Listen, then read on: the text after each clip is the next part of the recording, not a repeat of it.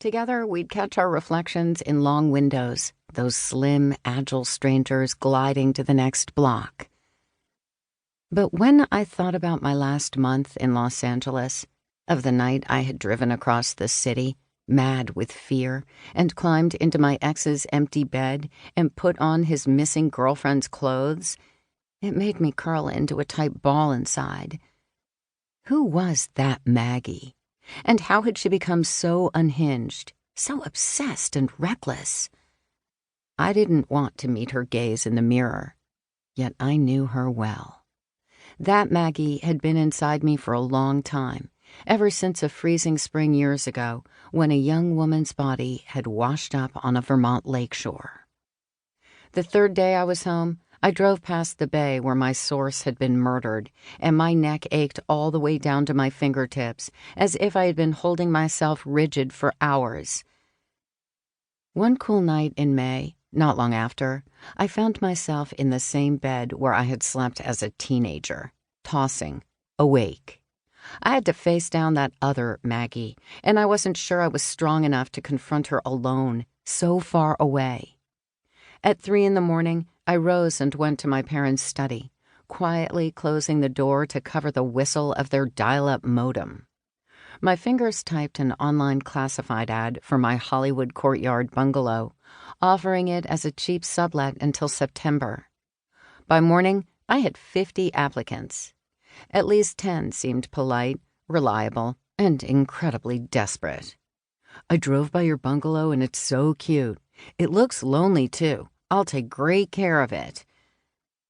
The more letters I read, the more the apartment slipped from me, and my return to Los Angeles as well.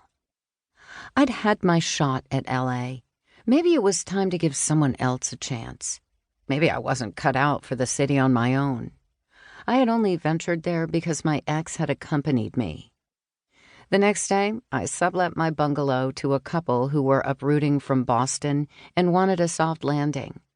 He was a TV editor. She was a private school history teacher. They had both gone to Ivy League schools, and one of their references was from a modestly famous writer who adored them and teasingly chastised me for luring them away. The couple knew that I intended to come back in the fall, but could they have the place until January 1st? We know it's asking a lot, but it would make things so much easier for us. "Let me think about it," I wrote back. And the next day, heart pounding, I said yes. I told my parents and my best friend Eugenia about the sublet, but not the extension. As long as I didn't acknowledge it aloud, my bungalow was still mine, and I could return to it and to my job when my medical leave concluded at the end of September. At the same time, I left open the possibility that I would not fly west, and that the Rocque Museum would have to fire me. In truth, I dreaded either future, staying in Vermont with my parents or rebuilding my life in Los Angeles. Instead, I liked to imagine the history teacher, perched on my yellow couch, delighting in the avocado tree on the patio.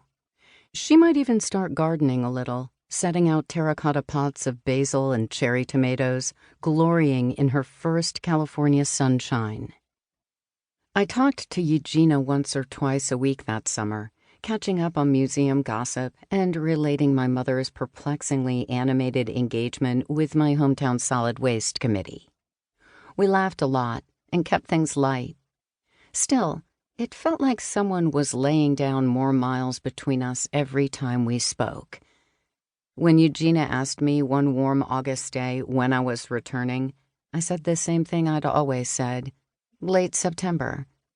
But still, I hadn't bought a ticket. I didn't name a date. "Still Lives is closing September 15th, she informed me. "We had a big debate about extending the dates because it's still drawing a lot of visitors, but Janice wants us to move on. She says we're not in the business of titillating tourists."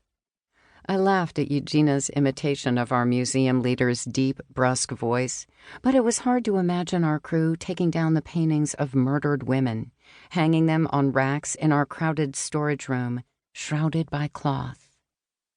All those panicked, lovely, and shuddered expressions, all